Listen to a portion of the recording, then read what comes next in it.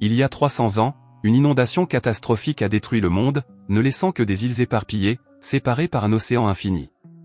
Le ciel s'est soudainement trouvé ravagé par des tempêtes électriques incessantes et impénétrables à perte de vue, qui dessinaient un horizon menaçant tout autour, tandis que l'ancien monde, avec sa culture, ses villes et son savoir, restait enseveli sous l'océan. À partir des ruines restées à la surface, une ville fortifiée et massive appelée Argos fut construite, gouvernée par un groupe de dirigeants immortels appelés les Fondateurs, menés par leur Tarsu et sa générale, la Baronne. Dès qu'Argos devint un important symbole d'espoir et de répit pour l'humanité, les Fondateurs commencèrent à exploiter le désespoir des insulaires à leur propre avantage. Ils organisèrent ainsi une course annuelle de motonautisme au cours de laquelle des pilotes sélectionnés sur chaque île, appelés Storm Riders, s'affrontaient pour remporter l'accès à la ville pour tous les habitants de leur île respective. Cependant, si ces pilotes perdaient, leur île serait privée de ses ressources et ses habitants seraient chassés vers l'océan.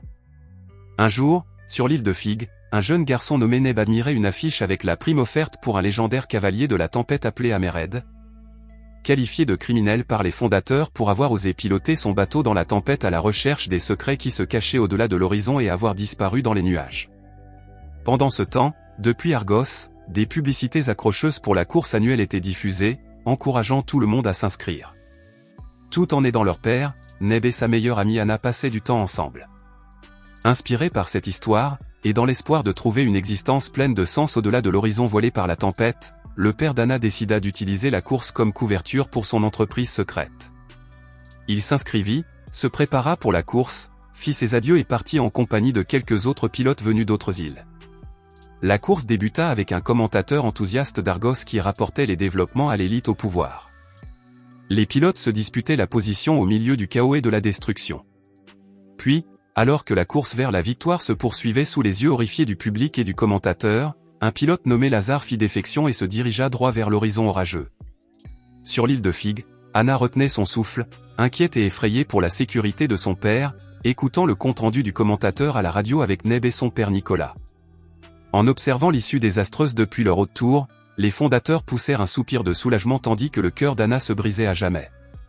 Elle jura silencieusement de venger un jour son père. Au lendemain de la course, l'île de Fig fut exclue de la compétition pour 10 ans pour avoir enfreint les règles, tandis que l'île de Chios fut privée de ses ressources et que ses habitants furent exilés en mer pour y attendre une mort certaine. Quelques jours plus tard, à l'école pendant son exposé, Neb évoqua l'existence potentielle d'îles au-delà de l'horizon de la tempête. Son professeur et ses camarades le critiquèrent sévèrement, lui rappelant qu'ils avaient de la chance d'être protégés par l'horizon de la tempête. Frustré par son environnement qui lui avait lavé le cerveau, Neb récita chaque détail de la légende de Amered en quête d'inspiration. Cette nuit-là, pendant une tempête, Neb ignora les supplications désespérées d'Anna, grimpa à un arbre aussi grand que lui et attendit d'être frappé, exactement comme cela était arrivé à Amered, convaincu que c'était le seul moyen de franchir l'horizon de la tempête. Ailleurs, le lendemain, la Baronne se rendit sur l'île de Sio avec ses hommes et la fit évacuer. Une fois l'île vidée de ses habitants, la Baronne et ses hommes se mirent à la piller à la recherche de l'élément censé avoir le pouvoir d'inverser et de défier la mort. Pendant ce temps, sur l'île de Fig, incapable de supporter plus longtemps les souffrances de son petit-fils, Da, le sage grand-père de Neb, recourut à un acte désespéré qu'il avait juré de ne jamais accomplir et s'aventura à l'extérieur. Dès que Da eut appliqué le sang de Gaïa sur les yeux du garçon, Neb fut guéri de ses souffrances et commença à avoir des visions de Amered.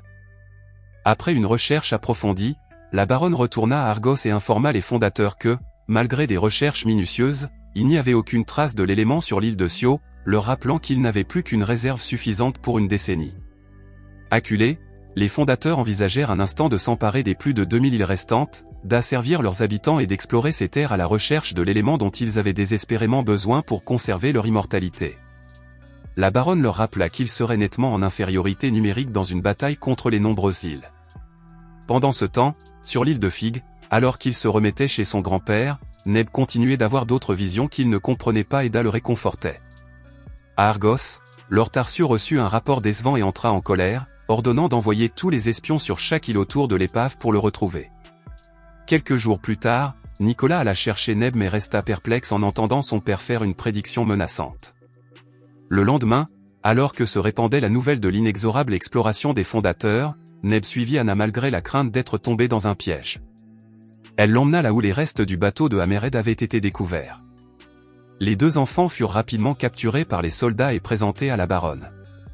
Alors que la baronne raccompagnait les enfants chez eux, elle leur expliqua à quel point la vie était agréable à Argos. Ailleurs à Argos, ayant commencé à se méfier de sa générale, Lord Tarsu ordonna à ses hommes de la suivre et de l'espionner. Ignorant qu'elle était sous surveillance constante, la baronne mit les enfants en sécurité. 10 ans plus tard, désormais adultes, Neb et Anna avaient une relation et continuaient à passer beaucoup de temps ensemble, imaginant des moyens d'explorer le monde au-delà. L'interdiction ayant été officiellement levée cette année-là, ils avaient commencé à s'entraîner dur pour participer ensemble à la course et gagner l'accès pour leur peuple. Un jour, tourmenté par des visions, Neb repoussa les questions de son grand-père et partit furieux, cherchant à en comprendre la signification. Il se rendit vite compte que dans ses visions, Anna succombait à la tempête et mourait, et il fut bouleversé par la perte de son amour. Le lendemain, la baronne revint pour recruter et parrainer le couple pour la course, comme elle l'avait promis une décennie plus tôt. Après des mois de préparatifs, alors que le jour fatidique approchait, un insulaire nommé Larry organisa un briefing à l'intention des coureurs sélectionnés sur cette course périlleuse. La course commença. Après avoir parcouru une certaine distance, le bateau d'Anna fut percuté par un Argos ridé, la faisant perdre connaissance et tomber à l'eau. Horrifié à l'idée que ses visions puissent se réaliser, Neb interrompit sa course et plongea dans l'eau, mais il eut le cœur brisé de ne rien trouver. Neb fut sauvé et emprisonné à Argos, où il gisait dans une mare de ses propres larmes, pleurant la mort de son premier et unique amour. Plus tard, Neb fut conduit devant la baronne. Prise de compassion pour ce jeune homme naïf et désespéré, elle lui expliqua que l'enjeu dépassait largement l'entrée à Argos.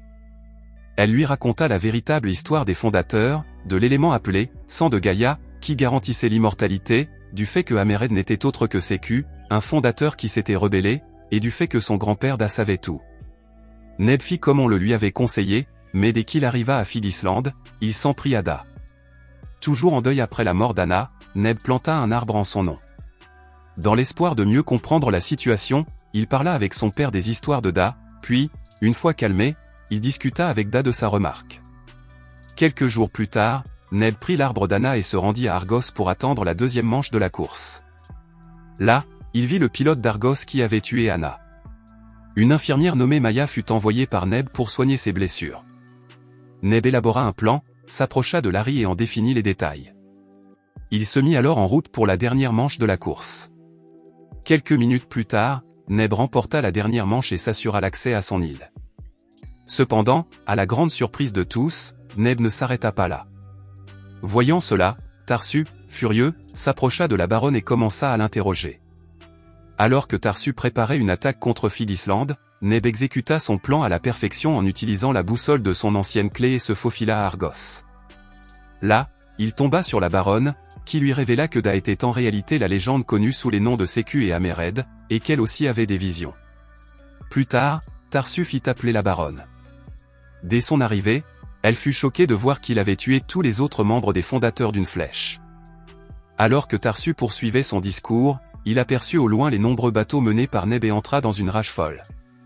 Entre-temps, de nombreux bateaux se positionnèrent autour de Fidisland et, suivant les ordres de Tarsu, lancèrent des explosifs sur l'île.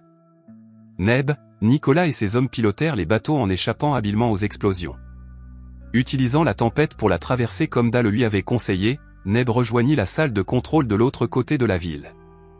À l'aide de son ancienne clé, il actionna l'interrupteur de la machine, faisant cesser les tempêtes et les nuages en quelques instants. Alors que toute l'obscurité et la mélancolie se dissipaient du ciel, les gens célébrèrent la lumière du soleil qui brillait pour la première fois depuis des siècles. Bientôt, les soldats d'Argos se révoltèrent contre Tarsu. Incapable d'accepter le nouvel ordre mondial, Tarsu se jeta de la tour et trouva la mort. Une fois tout cela terminé, au lieu de profiter de la réalisation de ses rêves d'enfance, Neb resta hanté par le souvenir d'Anna. Voyant sa douleur, la baronne lui annonça la plus grande des nouvelles. Fou de joie, Neb courut aussi vite que possible vers les épaules de Gaïa, où Anna l'attendait, vêtue de la robe rouge de ses visions, et il la retrouva avec un immense enthousiasme.